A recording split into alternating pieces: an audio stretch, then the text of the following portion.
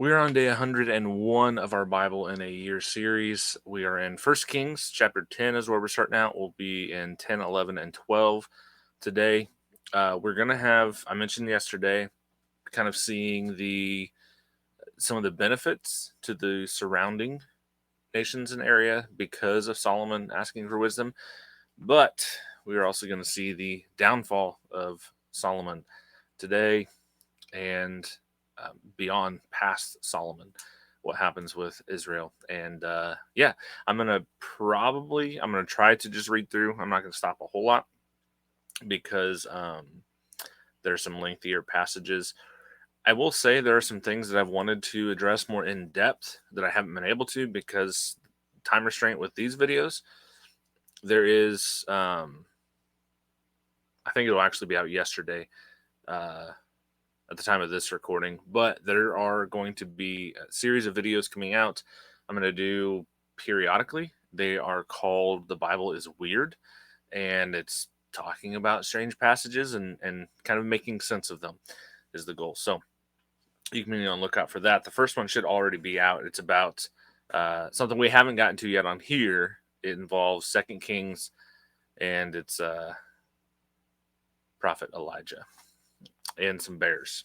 So, okay, let's get into it. 1 Kings 10. The Queen of Sheba heard about Solomon's fame, connected with the name of the Lord, and came to test him with difficult questions. She came to Jerusalem with a very large entourage, with camels bearing spices, gold in great abundance, and precious stones. She came to Solomon and spoke to him about everything that was on her mind. So Solomon answered all her questions. Nothing was too difficult for the queen to explain to her. When the queen of Sheba observed all of Solomon's wisdom, the palace he had built, the food at his table, his servants' residence, his attendant service, and their attire, his cupbearers, and the burnt offerings he offered to the Lord's temple, it took her breath away. She said to the king, The report I heard in my own country about your words and about your wisdom is true, but I didn't believe the reports until I came and saw with my own eyes. Indeed, I was not even told half your wisdom and prosperity far exceed the report I heard. How happy are your men?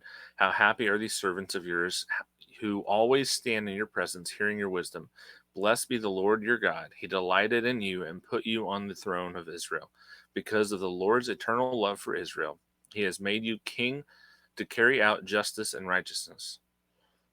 Then she gave the king 4.5 tons of gold, a great quantity of spices and precious stones. Never again did such a quantity of spices arrive as those the queen of Sheba gave to King Solomon. In addition, Hiram's fleet that carried gold from Ophir brought from Ophir a large quantity of almug, wood, and precious stones. The king made the almug wood into steps for the Lord's temple in the king's palace and into lyres and harps for the singers. Never before did such almug wood arrive, and the like has not been seen again. King Solomon gave the queen of Sheba her every desire, whatever she asked, besides what he had given her out of his royal bounty. Then she, along with her servants, returned to her own country. Um, I'll touch on this real quick. And this is purely speculation, and I don't even necessarily believe it's true, but it's kind of interesting. If you look into some things on the Ark of the Covenant, on where it is and things like that, you see a lot of different people saying a lot of different stuff. No one really knows for sure. There is a temple in, I think it's Ethiopia. I might be wrong, but they say that it is there inside this temple, and the temple's essentially built around this ark, right? But people can't go in to see it. But what's weird is the priests that are allowed to go inside, all of them end up getting like severe cataracts and like blindness and things like that. Um, very, very strange. But their story of how this came to be was that uh, the Queen of Sheba and Solomon procreated, and when her child was born and then grew up, it would be after um, Solomon's child too, so would be a possible heir to the throne. He went back and took the Ark of the Covenant because of some things that were going on in Israel that we will see coming up. And I will say, some decisions that Solomon makes going forward makes that maybe a little more believable. However, I don't think that's actually what happened. I think if that were the case, it would have been in Scripture. But it's interesting to speculate sometimes. Verse 14. The weight of gold that came to Solomon annually was 25 tons, besides what came from merchants, traders, merchandise, and all the Arabian kings and governors of the land. King Solomon made 200 large shields of hammered gold. 15 pounds of gold went into each shield. He made 300 small shields of hammered gold. Nearly 4 pounds of gold went into each shield. The king put them in the house of the forest of Lebanon. The king also made a large ivory throne and overlaid it with fine gold. The throne had 6 steps. There was a rounded top at the back of the throne, armrests on either side of the seat, and 2 lions standing beside the armrest. 12 lions were standing there on the 6 steps, one at each end, nothing like it had ever been made in any other kingdom. All the king Solomon's drinking cups were gold, and all the utensils of the house of the forest of Lebanon were pure gold. There was no silver, since it was considered as nothing in Solomon's time, for the king had ships of Tarshish at sea with Hiram's fleet, and once every 3 years the ships of Tarshish would arrive bearing gold, silver, ivory, apes, and peacocks. Imagine having so much gold that silver has no value. Man.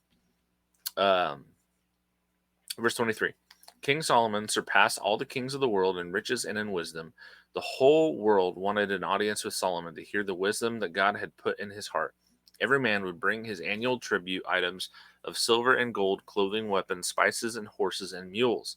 Solomon accumulated 1,400 chariots and 12,000 horsemen, and stationed them in the chariot cities with the king in Jerusalem. The king made silver as common in Jerusalem as stones, and he made cedar as abundant as sycamore in the Judean foothills. Solomon's horses were imported from Egypt and Q, wherever that is. The king's traders bought them from Q at the going price.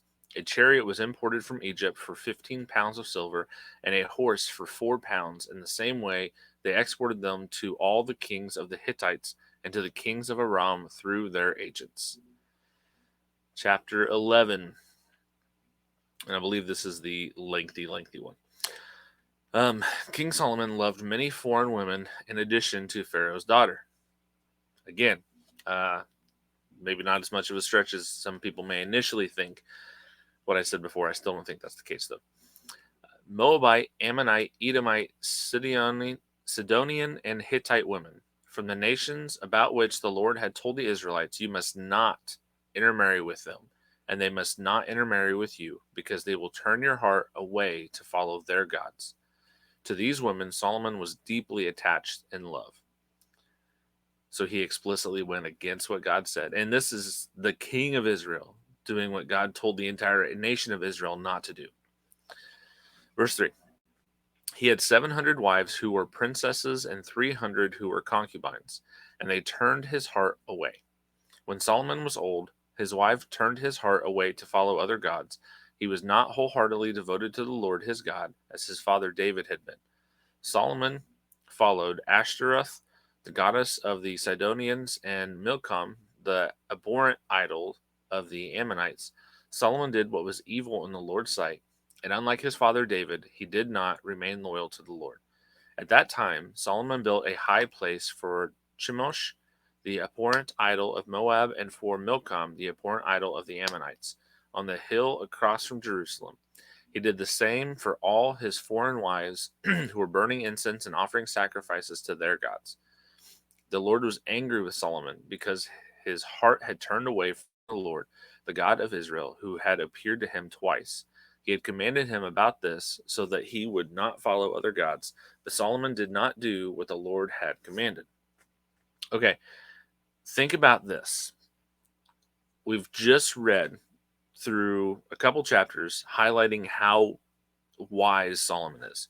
I think this is a lesson in it's not just about knowing that the things are wrong.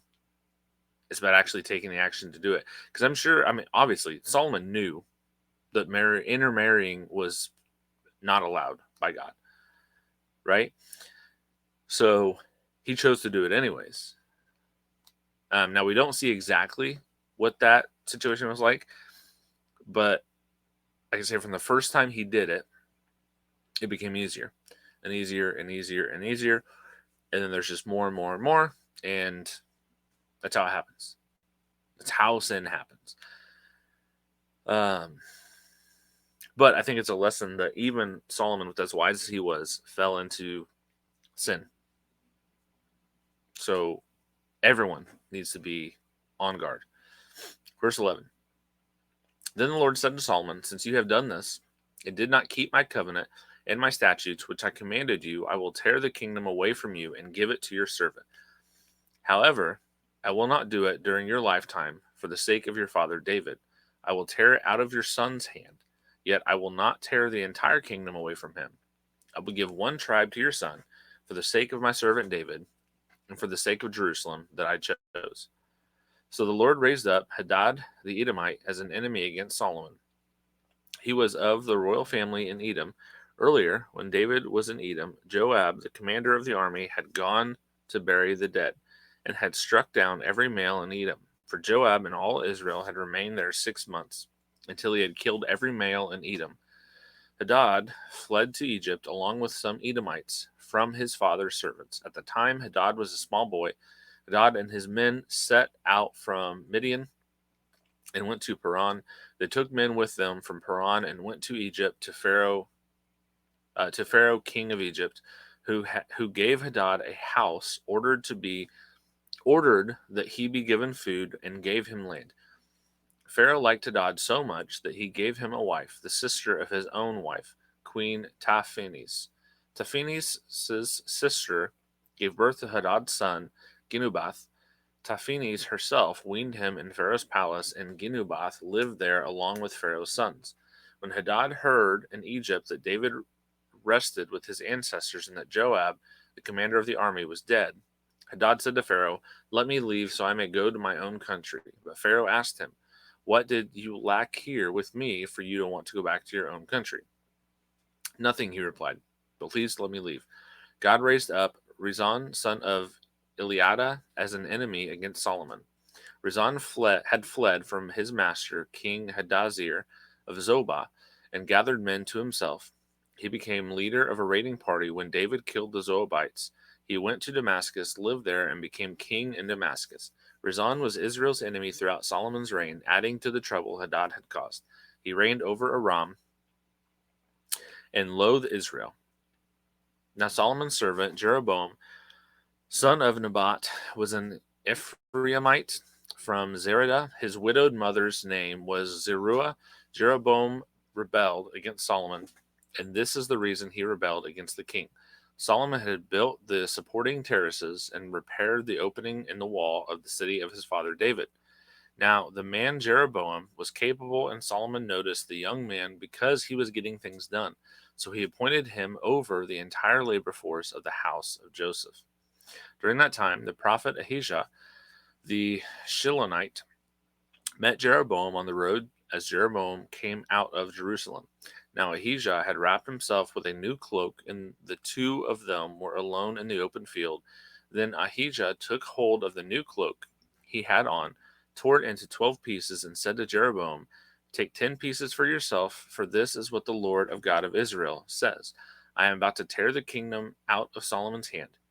I will give you 10 tribes, but one tribe will remain his for the sake of my servant David, for the sake of Jerusalem, the city I chose out of all the tribes of Israel.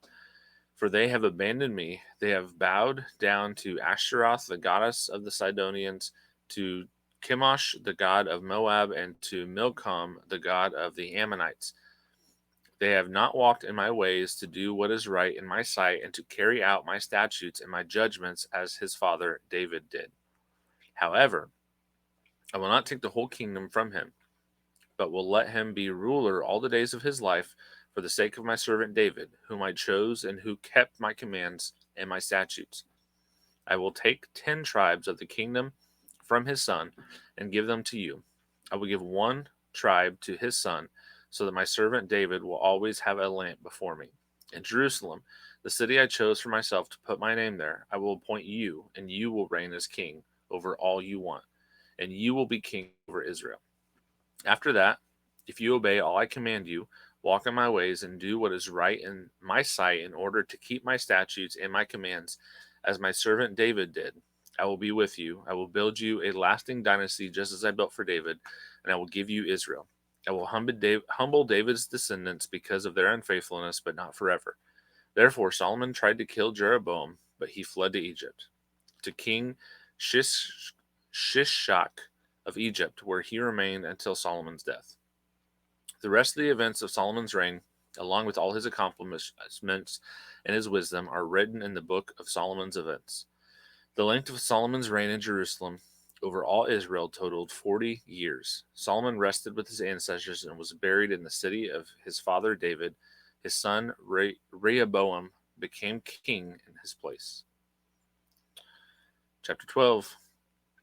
Rehoboam went to Shechem for all Israel. He had gone to Shechem to make him king. When Jeroboam, son of Nebat, heard about it, he stayed in Egypt, where he had fled from King Solomon's presence. Jeroboam stayed in Egypt, but they summoned him. And Jeroboam and the whole assembly of Israel came and spoke to Rehoboam. Your father made your yoke harsh. You, therefore, lighten your father's harsh service, the heavy yoke he put on us, and we will serve you. Rehoboam replied, Go away for 3 days and then return to me. So the people left. Then King Rehoboam consulted the elders who had served his father Solomon when he was alive, asking, How do you advise me to respond to this people? They replied, Today, if you will be a servant to this people and serve them, and if you respond to them by speaking kind words to them, they will be your servants forever. But he rejected the advice of the elders who had advised him and consulted with the young men who had grown up with him and attended him. He asked them, What message do you advise that we send back to this people who said to me, Lighten the yoke your father put on us? The young men who had grown up with him told him, This is what you should say to this people who said to you, Your father made our yoke heavy, but you make it lighter on us. This is what you should tell them. My little finger is thicker than my father's waist. Although my father burdened you with a heavy yoke, I will add to your yoke. My father disciplined you with whips, but I will discipline you with barbed whips. Yeah, don't think that's a good idea. This is why you want to seek wise counsel, eldership. Not saying that young people can never give good advice, but there is something to be said about having experience, and age is a great teacher. Verse 12. So Jeroboam and all the people came to Rehoboam on the third day as the king had ordered. Return to me on the third day. Then the king answered the people harshly. He rejected the advice of the elders had given him and spoke to them according to the young men's advice. My father made your yoke heavy, but I will add to your yoke. My father disciplined you with whips, but I will discipline you with barbed whips. The king did not listen to the people, because this turn of events came from the Lord, to carry out his word, which the Lord had spoken through Ahijah the Shilonite and Jeroboam son of Nebat. When all Israel saw that the king had not listened to them, the people answered him, What portion do we have in David? We have no inheritance in the son of Jesse. Israel, return to your tents. David, now look after your own house. So Israel went to their tents, but Rehoboam reigned over the Israelites living in the cities of Judah. Then King Rehoboam sent Adoram, who was in charge of forced labor, but all Israel stoned him to death. King Rehoboam managed to get into the chariot and flee Jerusalem. Israel is still in rebellion against the house of David today. When all Israel heard that Jeroboam had come back, they summoned him to the assembly and made him king over all Israel. No one followed the house of David except the tribe of Judah alone. When Rehoboam arrived in Jerusalem, he mobilized 180,000 fit young soldiers from the entire house of Judah and the tribe of Benjamin to fight against the house of Israel to restore the kingdom of Rehoboam, son of Solomon. But the word of God came to Shemaiah, the man of God, Say to Rehoboam, son of Solomon, king of Judah, to the whole house of Judah and Benjamin, and to the rest of the people, this is what the Lord says: You are not to march up and fight against your brothers, the Israelites. Each of you return home, for this situation is from me. So they listened to the word of the Lord and went back according to the word of the Lord. So I had a camera glitch and I forgot to bring my screen back up. But we're on verse 25. Jeroboam built Shechem in the hill country of Ephraim and lived there. From there he went out and built Penuel. Jeroboam said to himself, the kingdom might now return to the house of David if these people regularly go to offer sacrifices in the Lord's temple in Jerusalem. The heart of these people will return to their Lord, King Rehoboam of Judah. They will kill me and go back to the king of Judah. So the king sought advice. Then he made 2 golden calves, and he said, because that's great historically for Israel. I mean, nothing ever goes bad when they make golden calves. So let's make 2. Then he made 2 golden calves, and he said to the people, going to Jerusalem is too difficult for you. Israel, here are your gods who brought you up from the land of Egypt. Does this sound familiar? Verse 29. He set up one in Bethel and put the other in Dan. This led to sin. The people walked in procession before one of the calves all the way to Dan. This has never gone good. But, why? You're already far away from the goal. Why start listening to God now, right? Verse 31. Jeroboam also made shrines on the high places and made priests from the ranks of the people who were not Levites. Jeroboam made a festival in the 8th month of the 15th day of the month. Like the festival in Judah, he offered sacrifices on the altar. He made this offering in Bethel to sacrifice to the calves he had made. He also stationed the priests in Bethel for the high places he had made. He offered sacrifices on the altar he had set up in Bethel on the 15th day of the 8th month. He chose this month on his own. He made a festival for the Israelites, offered sacrifices on the altar, and burned incense. And that is it for our reading. So one thing I do want to point out real quick, because I doubt it's in our questions, and interesting to know, if you do watch the Bible's Weird episode, the one that's out, it'll be the one, if you're watching this later on down the line, I'll probably have multiple out. This is the one about Elijah and the she-bears. I'll try to remember to link it in the description or at the end of the video. But with this one, Elijah, the instance that happens, Elijah's walking by this area, and then some stuff happens, some bears show up. It's a good time. The place that this happens at, this is what we're talking about. This is Bethel. I think I mentioned it in the video, but this is where they make these golden calves, and then down the line, Elijah comes, and this is where this happens. So that story shows how far these people end up falling away from God. Question 1. Solomon's fame and riches in chapter 10 glorify God's blessing. How does this peak challenge us to wrestle with the theological paradox that prosperity can both reveal God's goodness and tempt us away from dependence on Him? So I think this is a good point for people that are in the prosperity gospel circle to have to wrestle with. No, you do not inherently become evil and wicked. Let me rephrase this. You do not inherently turn away from God if you have riches. Everyone's evil and wicked except for Jesus. You do not inherently turn away from God if you have riches and wealth. However, that can definitely be something that causes people to turn away. So, no, God doesn't want everybody to be, it's not God's number one priority for everyone to be healthy, wealthy, and blessed, right? The name it, claim it group, or blab it, grab it group. That is not biblical in any sense of the word. It is not biblical. Further than that, I'd say it's anti-biblical. But this is a question that I don't see how they can have a good answer for. But riches can cause some people to fall away. Question 2. Solomon's turn to idolatry in chapter 11 incurs divine wrath. How might this downfall deepen our understanding of sin as a betrayal of covenant love? And what does it reveal about the fragility of human faithfulness apart from grace? Humans are fickle creatures, right? We're very quick to forget when things are good. I think that might be part of this too. David, even when David did sin, we saw with Bathsheba, David did repent. There was genuine remorse there. David had to deal with a lot of stuff in his life.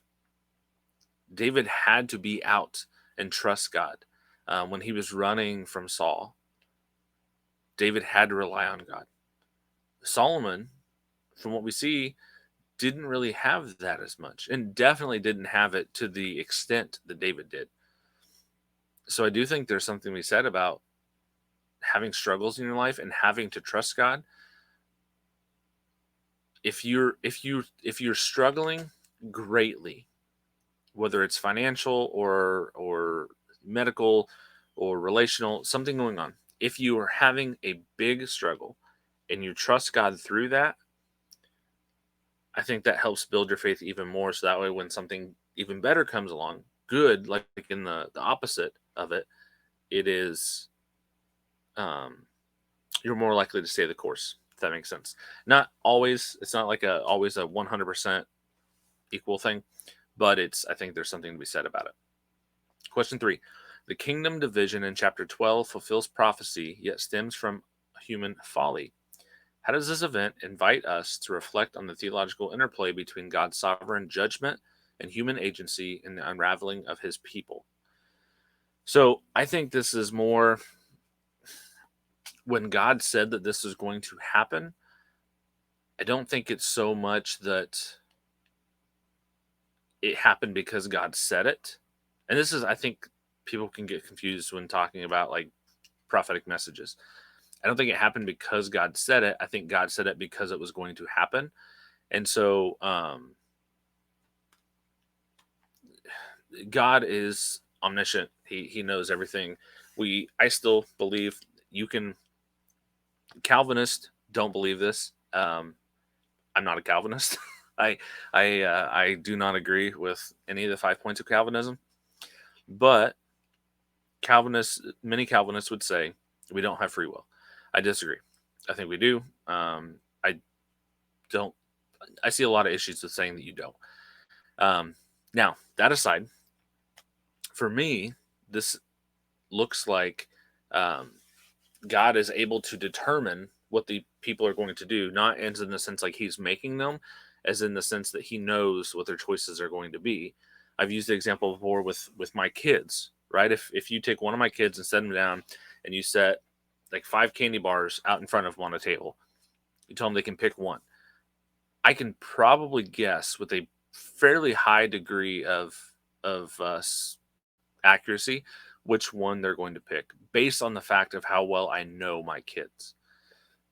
Now, God, knowing us even better, how much more accurate is that going to be? Well, it's going to be perfect because he knows us perfectly. That doesn't mean that he's causing us to do that stuff. He just knows what we're going to choose because he knows us that well. That's kind of how I work through that. Again, if you're Calvinist, you're going to disagree with me, and that's fine. You're still brother, sister.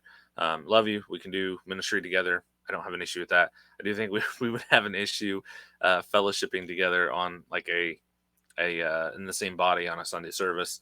There'd be some issues there. But as far as anything else goes, your brothers. Some of the people I listen to the most are Calvinists. I just disagree with them on Calvinism. So that is it for today. Appreciate everybody watching, listening up to this point. Don't forget to like, comment, subscribe. All that helps the channel grow and spread the word. If this podcast has been a blessing to you, or this series that we're doing has been a blessing to you, Spread the word, because word of mouth is the best way that podcasts spread still today. It may not seem like it, but that is it's true. That's the best way that podcasts spread, and you can help someone else maybe be blessed by this as well. Come back tomorrow.